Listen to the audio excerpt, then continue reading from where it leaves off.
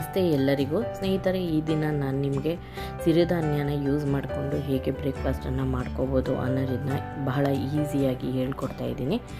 ದಯವಿಟ್ಟು ನೀವು ಕೂಡ ಇದನ್ನು ಮಾಡಿ ಸಿರಿಧಾನ್ಯಗಳಿಂದ ಸಿಗುವಂಥ ಲಾಭವನ್ನು ನೀವು ಪಡ್ಕೊಳ್ಳಿ. ಇದರಲ್ಲಿ ಬಹಳಷ್ಟು ಪೋಷಕಾಂಶಗಳಿರೋದ್ರಿಂದ ನಿಮಗೆ BP ಮತ್ತು ಶುಗರ್ ಕಂಟ್ರೋಲಿಗೆ ತುಂಬ ಒಳ್ಳೆಯದು ಮತ್ತು ವೆಯ್ಟ್ ಲಾಸಿಗೂ ಕೂಡ ತುಂಬ ಒಳ್ಳೆಯದು. ನಾನು ಈ ದಿನ ಸಿರಿಧಾನ್ಯಗಳಲ್ಲಿ ಒಂದಾದಂತಹ ಸಾಮೆ ಅಕ್ಕಿಯನ್ನು ಯೂಸ್ ಮಾಡಿಕೊಂಡು ಪೊಂಗಲ್ ಹೇಗೆ ಮಾಡೋದು ಅಂತ ಹೇಳ್ಕೊಡ್ತಿದ್ದೀನಿ. ಅದಕ್ಕೂ ಮುಂಚೆ ನನ್ನ ಚಾನಲಿಗೆ ಯಾರ್ಯಾರು ಸಬ್ಸ್ಕ್ರೈಬ್ ಆಗಿದ್ದೀರೋ ಅವರೆಲ್ಲರಿಗೂ ಕೂಡ ಧನ್ಯವಾದಗಳು. ಹಾಗೆ ನನ್ನ ರೆಸಿಪೀಸ್ ನಿಮಗೆಲ್ಲ ಇಷ್ಟ ಆದರೆ ದಯವಿಟ್ಟು ನನ್ನ ಚಾನಲ್ಗೆ ಸಬ್ಸ್ಕ್ರೈಬ್ ಆಗಿ ನನ್ನನ್ನು ಪ್ರೋತ್ಸಾಹಿಸಿ. ಮತ್ತು ನಾನು ಇನ್ನು ಮುಂದೆ ಕೂಡ ಈ ಸಿರಿಧಾನ್ಯಗಳನ್ನ ಯೂಸ್ ಮಾಡಿಕೊಂಡು ಇನ್ನೂ ಮತ್ತಷ್ಟು ರೆಸಿಪಿಗಳನ್ನ ನಾನು ನನ್ನ ಚಾನಲಲ್ಲಿ ಅಪ್ಡೇಟ್ ಮಾಡ್ತೀನಿ. ಬನ್ನಿ, ಹಾಗಿದ್ರೆ ಇದಕ್ಕೆ ಏನೇನು ಬೇಕು ಅಂತ ನೋಡೋಣ. ಮೊದಲಿಗೆ ನಾನಿಲ್ಲಿ ತೊಗೊಂಡಿದ್ದೀನಿ 1 ಕಪ್ ಸಾಮೆ ಅಕ್ಕಿ, ಅದಕ್ಕೆ ಈಕ್ವಲೆಂಟಾಗಿ 1 ಕಪ್ ಹೆಸರು ಬೇಳೆ, ಅರಿಶಿಣ ಮತ್ತು 2 ಈರುಳ್ಳಿ, 4 ರಿಂದ 5 ಹಸಿಮೆಣಸಿನಕಾಯಿ, ಶುಂಠಿ 1 ಇಂಚು, ಇಂಗು ಸ್ವಲ್ಪ, ಜೀರಿಗೆ, ಮೆಣಸು, ಕರಿಬೇವು ಮತ್ತು ಕುಟ್ಕೊಂಡಿರುವಂತಹ ಜೀರಿಗೆ ಮತ್ತು ಮೆಣಸು, ಕೊತ್ತಂಬರಿ ಸೊಪ್ಪು, 1 ಬಟ್ಟಲು ಕಾಯಿ ತುರಿ, ಬ್ಯಾಡಗೆ ಮೆಣಸಿನಕಾಯಿ ಮತ್ತು ಅರಿಶಿಣ. ಇಲ್ಲಿ ನಾನು 1 ಲೋಟ ಸಾಮೆ ಅಕ್ಕಿ ಮತ್ತು ಹೆಸರು ಬೇಳೆಯನ್ನು ಬೇಯಿಸಿಟ್ಕೊಂಡಿದ್ದೀನಿ. 1 ವಿಷಲ್ ಕೂಗಿಸ್ಕೊಂಡಿದ್ದೀನಿ. ಈ ರೀತಿ ಹೆಸರುಬೇಳೆ ಮತ್ತು ಸಾಮೆ ಅಕ್ಕಿಯನ್ನು ನೆನೆ ಹಾಕಿ ಅರ್ಧ ಗಂಟೆ ನಂತರ 4 ರಿಂದ 5 ಸರಿ ಜಾಲಿಸಿ ತೊಳ್ಕೊಬೇಕು. ಹೆಸರುಬೇಳೆ ಹುರ್ಕೋಬಾರ್ದು. ಮೊದಲಿಗೆ 3 ರಿಂದ 4 ಚಮಚದಷ್ಟು ಎಣ್ಣೆಯನ್ನು ಹಾಕ್ಕೋಬೇಕು. ಅನಂತರ ಸಾಸಿವೆ, ಹಸಿಮೆಣಸಿನಕಾಯಿ, ಶುಂಠಿ 1 ಇಂಚು. ತುಂಬ ಸುಲಭ. ಒಮ್ಮೆ ಟ್ರೈ ಮಾಡಿ ಇದನ್ನು, ಎಷ್ಟು ಈಸಿಯಾಗಿ ಮಾಡ್ಬೋದು. ಜೀರಿಗೆ, ಮೆಣಸು, ಕರಿಬೇವು, ಬ್ಯಾಡಗೆ ಮೆಣಸಿನಕಾಯಿ, ಇಂಗು,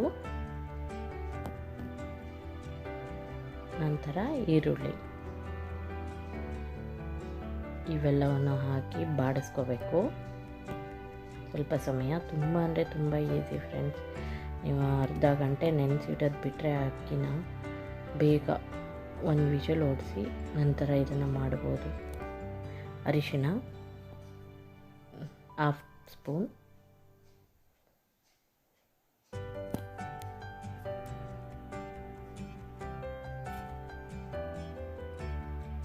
ಎಷ್ಟು ರುಚಿಕರವಾಗಿರುತ್ತೆ ಅಂತಂದರೆ ಅಷ್ಟು ರುಚಿಕರವಾಗಿರುತ್ತೆ ಇದು.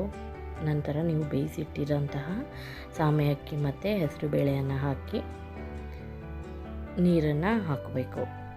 ಅಂದರೆ ನಿಮಗೆ ಎಷ್ಟು ತಿಳಿಯಾಗಬೇಕು, ಗಟ್ಟಿ ಯಾವುದನ್ನು ನೋಡಿ ಅಷ್ಟು 1 ಲೋಟದಷ್ಟು 1.5 ಲೋಟದಷ್ಟು ನೀರನ್ನು ಹಾಕೋಬೇಕು.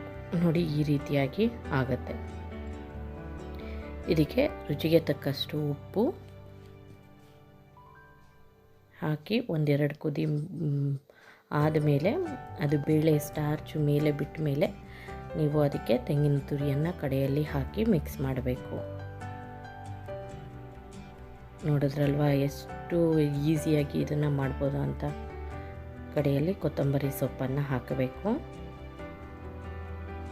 ತುಂಬ ಚೆನ್ನಾಗಿರುತ್ತೆ ಇದು. ಮತ್ತು ನಮ್ಮ ಹೆಣ್ಮಕ್ಳಿಗೆ ತುಂಬ ಒಳ್ಳೆಯದು ಇದು, ಯೂಟ್ರಸ್ಸಿಗೆ. ದಯವಿಟ್ಟು ಇದನ್ನು ಯೂಸ್ ಮಾಡಿ ಸಾಮೆ ಅಕ್ಕಿಯನ್ನು. ನೋಡಿ ಎಷ್ಟು ಈಸಿಯಾಗಿ ಇದನ್ನು ಮಾಡ್ಬೋದು ಅಂತ. ನಂತರ ಕಡೆಯಲ್ಲಿ ನಾವಿದಕ್ಕೆ ಸ್ವಲ್ಪ ತುಪ್ಪವನ್ನು ಮಿಕ್ಸ್ ಮಾಡ್ಕೋಬೇಕಾಗತ್ತೆ. ಅಂದರೆ 1 ಸ್ಪೂನು 2 ಸ್ಪೂನು ನಿಮಗೆ ಎಷ್ಟು ಬೇಕೋ ಅಷ್ಟು ನಿಮ್ಮ ರುಚಿಗೆ ಅನುಸಾರವಾಗಿ ತುಪ್ಪವನ್ನು ಮಿಕ್ಸ್ ಮಾಡಿಕೊಂಡ್ರೆ ಸಾಮೆ ಅಕ್ಕಿಯ ಪೊಂಗಲ್ ಸಿದ್ಧವಾಗುತ್ತೆ.